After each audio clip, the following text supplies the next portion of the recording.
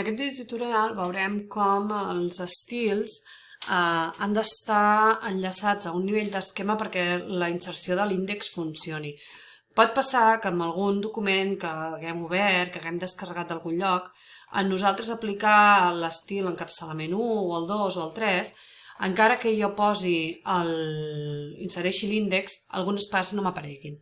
Això té a veure amb què els estils de paràgraf tenen un apartat, que és l'esquema, en el qual diuen quin és el nivell d'esquema al que pertanyen.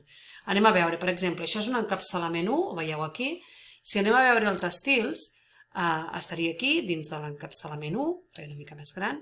Aquí, si jo vaig a modificar aquest estil de paràgraf, hi ha diverses pestanyes.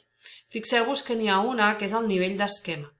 Quan nosaltres creem estils propis, li podem dir a quin nivell d'esquema pertany. Per tant, si en algun moment a vosaltres, en un document que vosaltres li heu dit un tipus d'encapçalament o un tipus d'alguna cosa, no us apareix després a l'hora d'inserir l'índex, aneu a comprovar aquí a l'apartat d'esquema si pertany a algun nivell d'esquema o si està correcte aquest apartat d'aquí.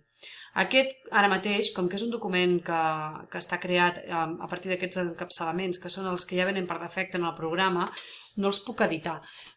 Però si creem altres tipus d'estils sí que es poden canviar i es poden assignar diferents esquemes.